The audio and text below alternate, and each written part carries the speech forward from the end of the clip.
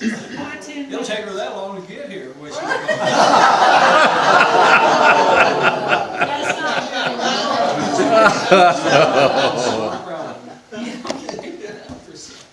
Is that some of the others already shared? No, we just wanted you to set the standard. Yeah, he was here on time. As usual, your number. Well, there's two problems, you know, with me being on time. Since you brought the subject up. Number one, I'm from Mexico. We don't like exact, precise time down there. Really? No. Drives me crazy. No, well, you go crazy. The rest of us relax and are happy. Okay. And besides that, there's my advanced age too, you know. Yeah. And mine Advanced age. And number 3, she's Gene Holder's daughter. No, don't blame all my problems on my dad. But anyway, I know you heard Brother Don talking about how when Hillside Bethel was begun, it began 55 years ago, this month, I presume. Yeah, 2 days ago. And it began with a revival that my first husband, Sherry Witt, and I were here for. We had our 1-year-old son with us. But what he doesn't go on to tell you is that we were on an itinerary at that time. And we made, it was the first time Sherry had ever known the Bethel Brethren and the Bethel churches. And we visited pretty much all of them. I remember particularly, we were at Hatfield, we were at Schwambach's, we were at Bethel Temple for several nights of services. Brother and Sister Badger had us for a long time. Who else? Indianapolis. Don, yeah, Indianapolis, Don and Doris. Bloomington. And did we go to Bloomington? I don't remember if we went to, but I'm not, you know, what is important, what Don was saying, this was something that was a flagship thing with Frank, if you want to put it that way. He believed in relationships. In fact, he said Christianity is relationships, and if we don't watch our relationships, then we shouldn't be calling ourselves Christians. We need to. But the thing is that all of those people that we met during that time became people who backed us and supported us and prayed for us and helped us. Rockport was part of it.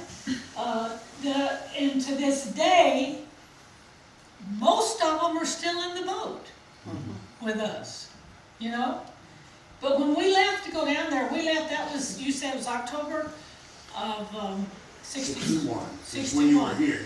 Yeah, okay, well we arrived in Durango, Mexico, June the 26th of 1962. It was right after our son Mark was born. But when we were doing this itinerating, traveling all over the United States, looking for people who were willing to help us get to these places, none of us, not us, not the pastors we visited, or anybody along the way had any idea what God had in plan and in store. I mean, it has been tremendous. It has been scary. It's been tragic. Yes. It's been a battle. But just like Steve was saying about anything you accomplish, you know, even in that area, it's not, you don't pat yourself on the back for it. It's the grace of God. Right. It's the glory of God. All the glory is God. And what's interesting is that I had worked up in April of this year, we had a 50-year celebration for the beginning of the Bible school. I've been down there 54 years now. But in April, we celebrated the 50th year since the Bible school was started. And we had a video that we had worked up with pictures of my mom and dad, pictures of David and Renee Pittman when they went down there and helped us with the buildings and things like that. And I had even had it worked up. I made a special effort to have it worked up with English subtitles because I wanted to bring it and show it to you guys. You still have it? No, I didn't. I left it in Houston. You know, that's all of our great plans. I had all this done. The poor guy spent weeks working on the subtitles and everything else. And I walked off and left the CD or the DVD laying in Houston, Texas. So anyway, but the thing is, when you start out on these adventures with the Lord, You don't really know what he's got in store for you. And he's not going to tell you. He'll give you a desire, and he'll show you a certain amount, just enough to keep you interested and keep you moving. But there's no way we could have known what was going to happen. For example, Jerry was killed in less than 2 years after we went down there. Well, then when I decided to go back, I still didn't have a clue as to what God was going to do. None of us had any idea of the incredible work that God was going to do down there. And God did it. God did it. People in Mexico have given me credit for a lot of it, and they always say, and thank you, Sister Nola. I said, don't thank me. It was God who did it. And if God didn't do it, it would not have been done. And I don't even like saying the things that have happened or the things that have been done, because I don't want to feel like I'm bragging, and I don't want you to think that I'm bragging. But it has been miraculous. It has been terrific. We started with nothing, and we put our whole lives into it, and there are 30-some-odd churches, an Indian tribe that is part of the group, a school all the way from preschool through the university level, churches with native national pastors that are in charge of the work. These are all churches that, not the 30 are not ones that we started up, but about between 10 and 15 of them. At one time or the other, Frank Warren was the pastor of the church. And that means he started it, and he raised up the leadership to put in place when he left. But when you look at all that together, it's overwhelming, you know, and like I said, I don't know what just happened, but it did. All right. But and when I look at, well, even my oldest son, Jerry, you know that he went through a rough time, and he was out of the ministry for several years, but God restored him and put him back in. He's in a different part of the country, because he's reaching 2 Indian tribes up in northern Mexico that nobody even knew existed. He found them because he went in there. If you're on his Facebook thing, he sends pictures of these, what I call glorified bicycle airplanes, you know. Yes, it's a motor, it's the wings, and it's the tail. And you sit in 2 seats that's open, and you better be strapped in, because it's space down below you. And they're lightweights. They call them lightweights. And he flies into these places that no other airplane can get into. And because of that, they have been able to find these people that don't even hardly know what year it is. They're mines and things back up in those mountains that the people never lived in their whole lifetime. And he's able to get into that. And you look at, like I said, I'm not going to talk about Mark. I'm going to talk about Mark because he's my son. But I'm not even going to begin to try to tell you the things that have happened and the way God has opened up doors for that ministry. When we went to Mexico, Mark was a 1-month-old baby. You know, he grew up in Mexico. And now you would be hard-pressed to find an evangelical and even some Catholic Christians in Latin America that don't know who Mark is. Because, who was it? Was Cheryl was telling me somebody teaches Spanish up there in Kentucky? No, Indiana. Illinois, or Indiana. Indiana. She's not Latina. She's not married to a Mexican or anything, but she loves Spanish, and she got involved in the culture thing, and she mentioned that she knew Marcos Witt's mother, and practically, you know, it's an interesting phenomenon. That's all I'm going to say about it. But they play Mark's music in the Mexican restaurant at Rockport. Do they? Well, some friends of ours, He's arrived now. Sarah from China, went into a Mexican restaurant in China, and they were playing Mark's music there. Wow. But, you know, who could have dreamed of all this stuff? God. Nobody. You know, I believe in dreams and having focus and visions and things that you want to see accomplished.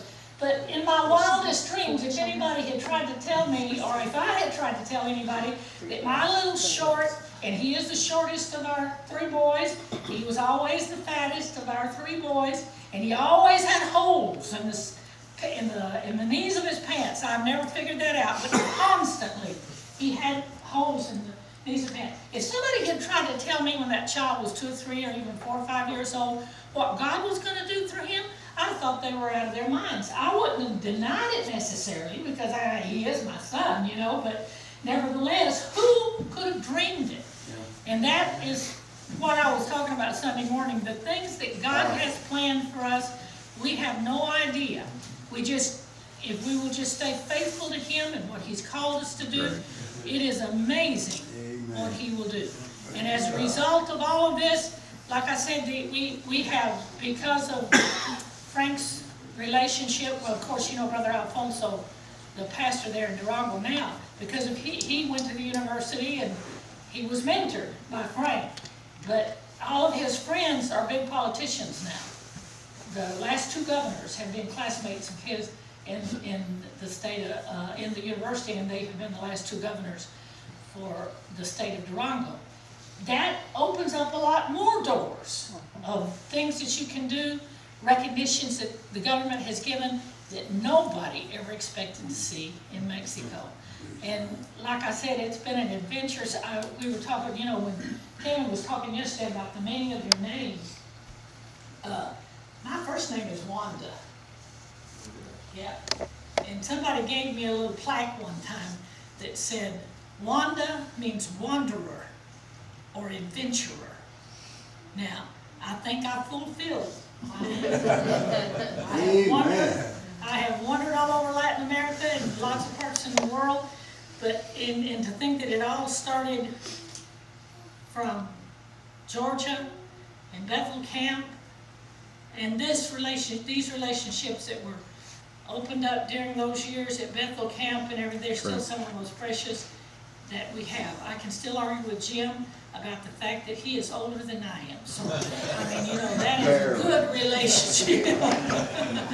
But I do appreciate the Bethel brethren. I don't get to see you as much as I would like to, but it's a long ways in between these places, and I do try to come pretty often so you can at least remember who I am.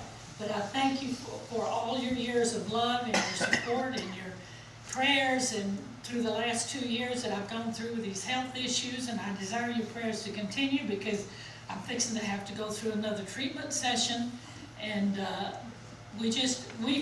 feel like, my kids and I feel like that we are in spiritual warfare. Because I was telling some of the friends last night at supper, a friend of ours, one of our pastors in Mexico City, our churches range from Mexico City, 600 miles south of Durango, to 200 miles north to the west coast and all the way to the Mexican border.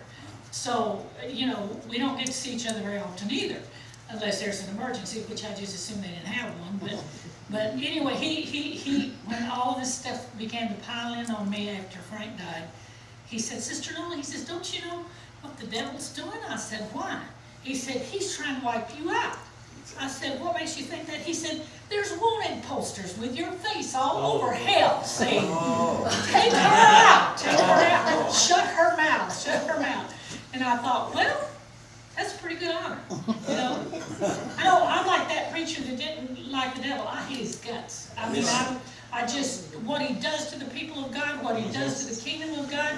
There's a scripture in Psalms that says you need to pray for God to break the teeth of your enemy. Yeah.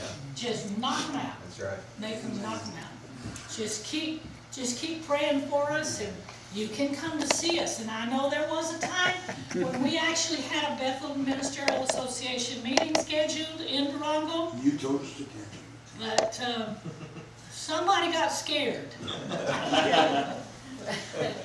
Somebody got scared. And all I can tell you is that at that time, Durango was still on the State Department's advisory list, but it is no longer. The state of Durango has some cities up bordering on the next state. Those cities are still on the advisory list, but the city of Durango is no longer on the advisory list. And furthermore, I have never even received a telephone call, a threatening telephone call. Nothing has ever happened to me. But when all of this first started, I'm going to tell you this little story and then I'm going to quit, okay? Our house is built on a piece of property that we bought. Well, actually, Jerry's the one who bought it for the Bible school. And our buildings are out there, and my house is there, and Jerry Doug, my grandson, lives right next door to me. But it's close to a little town called La Colonia Hidalgo, which we have churches in and people and believers in, you know. But it's also one of the biggest transportation points for the drug traffic. That little Colonia is, you know, the one you go through to go to town. Yeah. And Been there.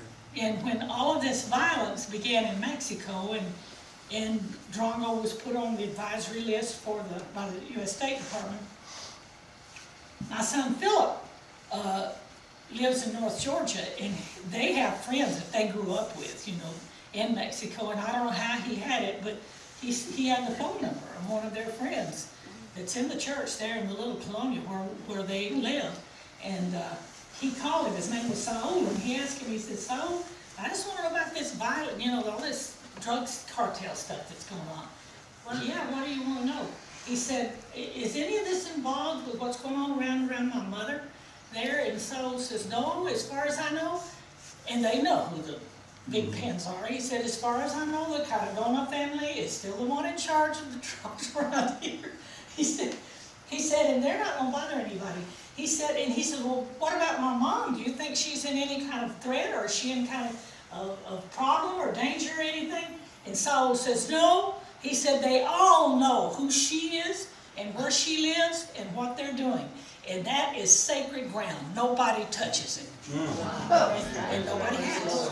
Nobody has. This has been going on for about 10 years now, that violence, since it started. But God, so come to see me. You're on sacred ground.